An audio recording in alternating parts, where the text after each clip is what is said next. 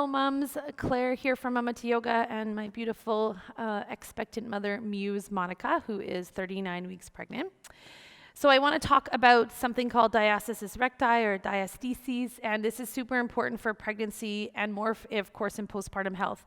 So Monica is a yoga instructor as well as a figure skater and figure skating coach, so she knows her body very well. She's extremely pliable, and she mentioned, which kind of sparked this video, about even just raising her arms up and overhead. So this is a pose in our yoga practice called Urdhva Hastasana, which is upward salute, and she said,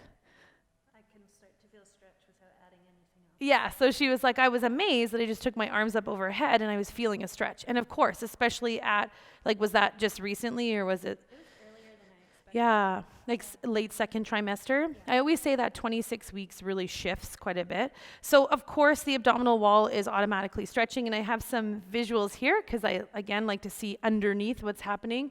And this is kind of no diastasis, so this is sort of a general population. These are the rectus abdominis muscles, so you can see that there's sort of these six, I call them like the six-pack muscles. There's connective tissue in between. The connective tissue is what stretches in order for baby and the gestation, of course, and the expansion of the uterus to happen. So this is a mom that's maybe 9 months pregnant, and you can see that most of the stretching happens either below the umbilical or the navel or slightly above. And this separation occurs in pregnancy. I've had women who have emailed me asking if you can avoid it, and you absolutely cannot. It's naturally occurring, plus we want to, because if you were to try to bind your abdomen in pregnancy, you'll just feel a lot of tension and tightening. So we want this to happen, and then in postpartum, as you can see, is where it becomes a bit of an issue. So we have this connective tissue that has stretched, and what we're trying to do is allow that connective tissue to draw back to some sort of strength, if you will. And I want to discuss in pregnancy, because what happens is a lot of practitioners will continue to back bend. And we talked already, if you haven't seen the round ligament video, that's a really great one to watch with Monica. But the other thing is in postpartum health, if you overdo it in pregnancy, it feels sometimes really good.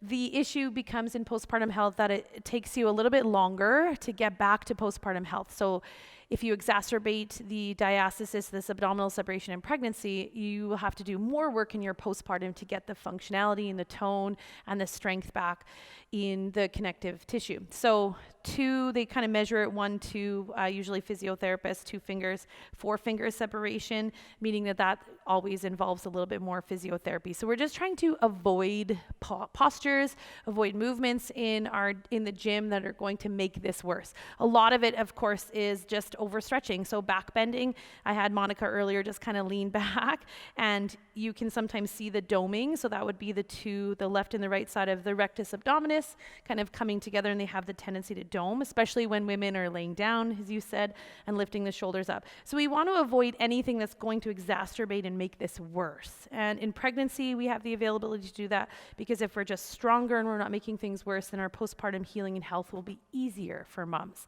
So I get a lot of questions about back bends and why it feels so good in my body. And I always like to give the pros and the cons, saying I'm glad that it feels really good in your body, but just be really cautious and be aware of what happens in postpartum. So this is extremely important. I talk about it all the time. I cue it in pregnancy, and then we focus on repairing the diastasis, or at least helping to strengthen the abdominal wall in postpartum.